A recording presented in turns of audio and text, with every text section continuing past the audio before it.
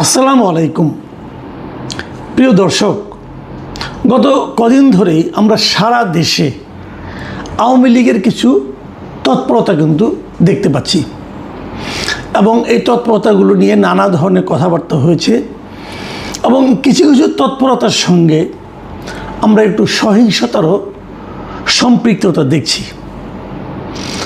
প্রশ্ন হচ্ছে যে আওয়ামী লীগের এই তৎপরতা, যে দলটাকে সরকারিভাবে রাজনৈতিক কর্মকাণ্ড এখন যাদের স্থগিত রাখা হয়েছে, যাদেরকে আন্তর্জাতিক অপরাধ ট্রাইব্যুনালে যাদের বিচার করা হবে বলে জানানো হয়েছে, সেই দলটার এই যে তৎপরতা, যা নাকি নিষিদ্ধ কার্যক্রম হিসেবে বিবেচিত হচ্ছে, যারা জয় বাংলা স্লোগান দিচ্ছেন তাদেরকে ধরে নিয়ে যাওয়া হচ্ছে, আওয়ামী লীগের পতাকা উত্তোলন করা যাচ্ছে না কোথাও, এই যখন অবস্থা, তখন তার মধ্যেও আওয়ামী লীগের যে এই কর্মকাণ্ড, বিভিন্ন রকম ঝটিকা মিছিল, এগুলিকে সরকার আসলে কীভাবে হ্যান্ডেল করবে? জুন মাসের 23 তারিখে আওয়ামী লীগের প্রতিষ্ঠা বার্ষিকী ছিল, সেখানেও আমরা দেখেছি সরকার সেটাকে নিয়ে নানা রকম প্রস্তুতিমূলক ব্যবস্থা নিয়েছে, যা নাকি সরকারের দুর্বলতাকেই সারা দুনিয়ার কাছে প্রকাশ করে দিয়েছে। অনেকেই বলছিলেন যে আওয়ামী লীগ কীভাবে রাজনীতিতে আবার ফিরে আসবে, আওয়ামী লীগ কি আবার ফিরে আসতে পারবে? যদি আওয়ামী লীগ ফিরে আসে তাহলে সেটা কি তাদের যে বর্তমান নেতৃত্ব, শেখ হাসিনার যে নেতৃত্ব, তাকে নিয়েই ফিরে আসবে? এর মধ্যে আবার শেখ হাসিনার একটা ঘোষণাও ছিল, তো উনি জানিয়েছেন যে উনি এই বছরের মধ্যে দেশে ফিরছেন। সেটাও কিন্তু আমাদের দেশের রাজনীতির ক্ষেত্রে এক ধরনের নতুন অস্থিরতার জন্ম দিতে পারে বলে কেউ কেউ বলেছেন। তো এর মধ্যে জুলাই এসে গেল। জুলাই আন্দোলনের সময় যারা জড়িত ছিলেন এর সঙ্গে এবং যারা নিজেদেরকে সেই জুলাই আন্দোলনের সিপাহসালার বা সোল এজেন্ট হিসেবে দাবি করছেন, তাদেরও নানা রকম তৎপরতা আমরা দেখতে পেলাম। তারা সারা দেশে পদযাত্রা করবে, কোথাও কোথাও করতে গিয়ে নানা ধরনের অপ্রীতিকর ঘটনাও কিন্তু হচ্ছে। এর মধ্যে যে কথাটা আমার কাছে আজকের এই আলোচনার জন্য আমি এই বিষয়টা আলোচনা করছি, যে বিষয়টা নিয়ে, সেই বিষয়টা কথাটা উল্লেখ করতে হয়। সেটা হলো যে আজকে প্রধানমন্ত্রীর যিনি উপদেষ্টা আছেন ডক্টর জাহেদ-উর-রহমান, তিনি একটা কথা বলেছেন, খুব গুরুত্বপূর্ণ কথা কিন্তু। সেটা হলো তিনি বলেছেন যে আওয়ামী লীগের নেতা কর্মীদের উদ্দেশ্যে বলেছেন যে তারা যে বিভিন্ন রকম মিছিল করছে, এ প্রসঙ্গে উনি বলেছেন যে তারা যেন রাষ্ট্রের আইন মেনে চলেন। এই কথাটা কিন্তু আমিও বহুবার বলেছি, যে আইনের মাধ্যমে আওয়ামী লীগের রাজনৈতিক কর্মকাণ্ডকে স্থগিত করা হয়েছে, সেই আইনটাকে আমি ব্যক্তিগতভাবে এবং আমার ধারণা আরও অনেকেই একটা কালো আইন বলবেন। মজার ব্যাপার হলো এই কালো আইনটা কিন্তু আওয়ামী লীগেরই তৈরি করা, নিজের আইনেই আওয়ামী লীগ ফেসেছে। আমি মনে করি এই ধরনের আইন থাকা উচিত না, কিন্তু সেই আইনটা আওয়ামী লীগ বিরোধী দলকে দমন করার জন্য তৈরি করেছিল এবং সেই আইনটা এখন আওয়ামী লীগের বিরুদ্ধে অন্তর্বর্তীকালীন সরকার প্রথমবার ব্যবহার করেছে এবং এই সরকার বিএনপি সরকার অন্তর্বর্তীকালীন সরকারের সেই ব্যবহারকে আইনগত বৈধতা দিয়েছে এবং তারাও সেটাই করছে। তো জাহিদুর রহমান সাহেব বলেছেন আওয়ামী লীগের নেতাকর্মীদের উদ্দেশ্যে যে তারা যেন রাষ্ট্রের আইন মেনে চলেন। এটুকু বলে ঠিক আছে, তারপরে উনি আরও কিছু কথা বলেছেন যেগুলো নাকি আওয়ামী লীগের নেতাকর্মীর জন্য খুবই গুরুত্বপূর্ণ বলে আমি মনে করি। তিনি কি বলেছেন আমি আপনাদেরকে হুবহু পড়ে শোনাচ্ছি। তিনি বলেছেন এখন পর্যন্ত তাদের কর্মকাণ্ড নিষিদ্ধ আছে, তারা একটু অপেক্ষা করুন। কথাটা খেয়াল করেন যে এখন পর্যন্ত তাদের কর্মকাণ্ড নিষিদ্ধ আছে, তো তারা একটু অপেক্ষা করুন। অপেক্ষা করার পর কি আর নিষিদ্ধ থাকবে না? বিষয়টা কিন্তু আপনি একভাবে ভাবেন, শোনার চেষ্টা করেন যে এখন পর্যন্ত নিষিদ্ধ আছে, এখন পর্যন্ত, তো আর একটু অপেক্ষা করতে হবে, তারপরে নিষিদ্ধ নাও থাকতে পারে। হ্যাঁ, কিভাবে না থাকতে পারে সেটা উনি জানিয়েছেন। উনি জানিয়েছেন যে আন্তর্জাতিক অপরাধ ট্রাইব্যুনালে আওয়ামী লীগেরকে নিষিদ্ধ করা হবে কি হবে না, আওয়ামী লীগের ব্যাপারে যে মামলাটা হয়েছে সেই মামলার বিষয়ে তদন্ত চলছে এবং সেই তদন্তের পর বিচার হবে। বিচারে যদি দেখা যায় যে আওয়ামী লীগ নিষিদ্ধ করা দরকার, তাহলে নিষিদ্ধ হবে। এবং এই হওয়া না হওয়াটা পুরোপুরি আদালতের এখতিয়ার। আদালত সব পক্ষকে শুনে সিদ্ধান্ত নেবে। এখন এটা খুব ভালো কথা, কিন্তু এখন আমার কথাটা হলো এক জায়গায়, সেটা হলো আদালত যে সব পক্ষের কথা শুনে সিদ্ধান্ত নেবে, তাহলে আওয়ামী লীগের পক্ষে কথা বলবে কে? এটা কিন্তু একটা, আমি মনে করি, খুবই গুরুত্বপূর্ণ প্রশ্ন, যে আওয়ামী লীগের পক্ষে আন্তর্জাতিক অপরাধ ট্রাইব্যুনালে যে শুনানিটা হবে, যে যুক্তিতর্ক হবে, যে দুই পক্ষের যে কথাবার্তা হবে, সেখানে আওয়ামী লীগের পক্ষে কথা বলবে কে? বিএনপির কোনো উকিল, অথবা জামাতের কোনো উকিল, নাকি এনসিপির কোনো উকিল? তিন দলেরই সমর্থক উকিল আছেন। এখন তারাই কি আওয়ামী লীগের পক্ষে কথা বলবেন, নাকি আওয়ামী লীগের পক্ষের কোনো, আওয়ামী লীগের মতবল, মানে আওয়ামী লীগকে সমর্থন করেন, এক ধরনের নৈতিকভাবে আওয়ামী লীগের রাজনীতির সঙ্গে একসময় জড়িত ছিলেন, এমন কোনো উকিল অংশ নেবেন? যদি তেমন উকিল আওয়ামী লীগের পক্ষে যুক্তিতর্ক উপস্থাপন করেন ট্রাইব্যুনালে, তো সেই উকিলের, মানে সেই আইনজীবীর নিরাপত্তা কে নিশ্চিত করবে? সামাজিকভাবে তাকে যে মবের শিকার হতে হবে না, সেটা কে নিশ্চিত করবে? কারণ মব তো চলছে। কোথাও একজন ছাত্রলীগের লোককে যদি আপনি পিটিয়ে ধরে নিয়ে যে থানায় নিয়ে যান, থানা তাকে ধরে নিচ্ছে, বলছে সে নিষিদ্ধ ঘোষিত ছাত্রলীগের সাবেক সভাপতি বলে দিল। কিন্তু এটা তো আপনি আইন অনুযায়ী পারেন না। সে যদি ছাত্রলীগের স্লোগান না দেয়, যতক্ষণ পর্যন্ত সে ছাত্রলীগের স্লোগান না দেবে, যতক্ষণ পর্যন্ত সে ছাত্রলীগ অথবা আওয়ামী লীগের রাজনীতিটা না করবে প্রকাশ্যে, ততক্ষণ পর্যন্ত তো তাকে আপনি আটকাতে পারেন না। কিন্তু আটকানো কি হচ্ছে না?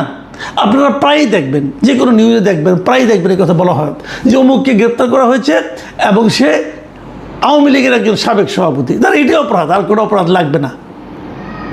তো এই যে ঘটনাগুলো, এই ঘটনাগুলো যদি ওখানে ঘটে, তাহলে আওয়ামী লীগকে নিষেধাজ্ঞা থেকে মুক্ত করতে, আওয়ামী লীগের রাজনীতিটাকে অবাধ করতে যে আইনজীবী আওয়ামী লীগের পক্ষে যুক্তিতর্ক উপস্থাপন করবে, তাকে সামাজিক নিরাপত্তাটা কে দিবে? তাকে মবের হাত থেকে কে বাঁচাবে? রাষ্ট্রকে সে গ্যারান্টি দেবে? দিয়েছে এ পর্যন্ত? আইনজীবীদের দেখেন, একটা জিনিস দেখেন আপনারা, একটা লোক আওয়ামী লীগ করেন না, সে আওয়ামী লীগের কোনো পদে নেই, কিন্তু সে হয়তো আইনজীবী। সে আইনজীবী যাকে নাকি আওয়ামী সমর্থক আইনজীবী বলা যেতে পারে। মানে একসময় তারা আওয়ামী লীগের যে প্যানেল ছিল, সেই প্যানেলে মানে আওয়ামী লীগ সমর্থক যে আইনজীবী সমিতি ছিল, হয়তো তাদের মেম্বার ছিল অথবা তাদের সমর্থক ছিল। এই অপরাধে আইনজীবীরাই, বিএনপি এবং জামাতের আইনজীবীরা, ওনাদেরকে নির্বাচন পর্যন্ত করতে দেয় নাই, সুপ্রিম কোর্ট বারেও দেয় নাই, বিভিন্ন জেলা বারেও দেয়নি। তো ওনারা তো আইন বুঝেন, ওনারা তো আইন মানেন। ওনারা যখন ওদের ব্যাপারে এরকম আচরণ করেছেন, তাহলে সে তাদের ব্যাপারে আপনার যখন নাকি মূল দল নিয়ে আলোচনা হবে, তখন কী অবস্থাটা ধারণ করবে? এর ব্যাখ্যাটা কি? এটা আমি মনে করি একটা গুরুত্বপূর্ণ বিষয়। এখন আমরা জেনেছি এর মধ্যে যে আন্তর্জাতিক অপরাধ ট্রাইব্যুনালের যিনি চিফ প্রসিকিউটর আছেন, তিনি জানিয়েছেন যে আওয়ামী লীগের নিষিদ্ধ করার ব্যাপারে, কার্যক্রম নিষিদ্ধের বিষয়ে অলরেডি তদন্ত, ট্রাইব্যুনালের যে তদন্ত সংস্থা আছে তারা তদন্ত করছে। এখন সেই তদন্ত করে তারা কি পাবে না পাবে সেটা তারা ট্রাইব্যুনালকে জানাবে এবং তার উপর ভিত্তি করে এই মামলা চলবে। একটা জরুরি প্রশ্ন, সেটা হলো এই মামলা কতদিন চলবে? দেখুন, কতদিন চলবে এই জিনিসটা জরুরি এই কারণে যে যদি মনে করেন এটা 3 বছর চলে, তো বলা হয়েছে যে যতদিন মামলা চলবে ততদিন আওয়ামী লীগ কোনো রাজনৈতিক কর্মকাণ্ড করতে পারবে না।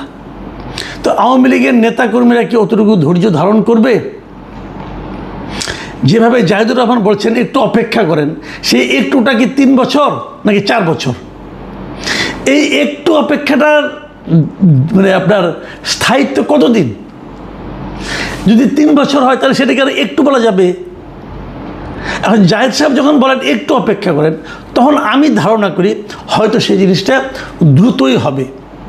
এবং আমার যেন সব মিলিয়ে কেন যেন মনে হয় যে বোধহয় এই জিনিসটা একটু দ্রুতই হবে। কেন মনে হয় সেটাও বলি। যেমন ধরুন, সরকারের অ্যাটিচিউডটা কিন্তু আমি একটু একটু টের পাচ্ছি।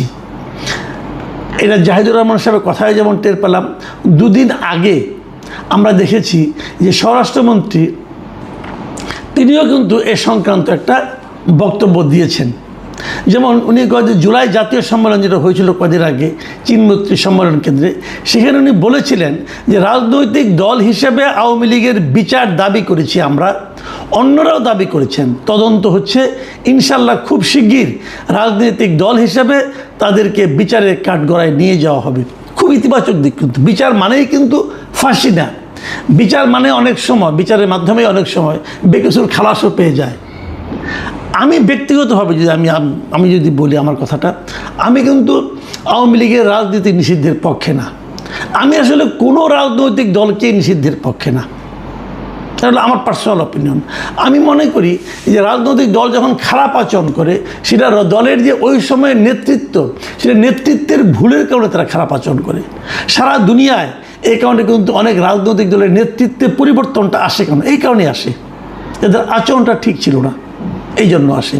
তো এখানে তো যদি কোনো ভুল হয়ে থাকে, সেটা তো আওয়ামী লীগের যে নেতৃত্ব তারা করেছে। আওয়ামী লীগ জিনিসটা কি?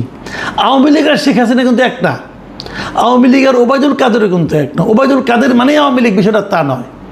ওবায়দুল কাদের হলো আওয়ামী লীগের একটা নেতৃত্ব, শেখ হাসিনা আওয়ামী লীগের একটা নেতৃত্ব। তো আওয়ামী লীগকে ব্যবহার করে যত লোক অন্যায় করেছেন, যত লোক খুন করেছেন, গণহত্যা করেছেন, যত লোক অপরাধ করেছেন, যত লোক লুটতরাজ করেছেন, এদের সবাইকে ওই অপরাধের কারণে বিচার করতে হবে। এই বিচারটা আমি দাবি করি। কিন্তু তার মানে আপনি দলটাকেই বলবেন যে এই দলটাকে আপনি তখনই করতে পারবেন যখন নাকি দলের গঠনতন্ত্রে সেই ধরনের কোনো কথা থাকবে। যদি দলের গঠনতন্ত্রে থাকে যে অমুককে অমুককে এই দল বলছে, এই দল সিদ্ধান্ত নিয়েছে, অমুককে অমুককে আমার প্রতিবাদগুলো তাকে গুলি করে মেরে ফেলা হবে, যদি এই ধরনের কোনো গঠনতন্ত্রে লেখা থাকে, তখন দলের দায়। আর তা না হলে দলের যারা নেতৃত্বে থাকে তাদের দায়। এই জিনিসটা যদি থাকে, তাহলে আমার মনে হয় যে প্রকৃত বিচারটা হবে। আমি আশা করব তারা কিভাবে বিচার করবেন না করবেন। আমি কেবল একটা কথা বলি, অনেকেই বলেন, নানা ধরনের উদাহরণ দিয়ে বলেন যে দল একবার বিতাড়িত হয়, যে দল একবার জনগণ যে দলকে প্রত্যাখ্যান করে, সেই দলের ফিরে আসার ঘটনা সাধারণত নাই। কিন্তু এটাও কিন্তু সত্য, যখন কোনো ক্ষমতাযুক্ত দল আবার ফিরে আসে, সেটা যতটা না নিজের শক্তিতে আসে, তার চেয়ে বেশি আসে যে পরবর্তী সময় যে সরকার ক্ষমতায় থাকে তাদের দুর্বলতার কারণে। আজকে আওয়ামী লীগ নিয়ে এত আলোচনা হতোই না। আজকে আওয়ামী লীগ বিভিন্ন পর্যায়ে মিছিল করার সুযোগ সাহসী পেত না, যদি অন্তর্বর্তীকালীন সরকার, মানে ডক্টর ইউনূসের সরকার যদি দেশটাকে ভালোভাবে চালাতে পারত। তারা তা পারেনি, এবং তারা এতটাই খারাপ চালিয়েছে, তারা এতটাই দুর্নীতিপরায়ণ ছিল যে ওনাদের আমলেই লোকে আওয়ামী লীগ সম্পর্কে বলেছে যে আগেই ভালো ছিল। এটা আমি নিজে শুনেছি, বলেছে, আপনারাও শুনেছেন।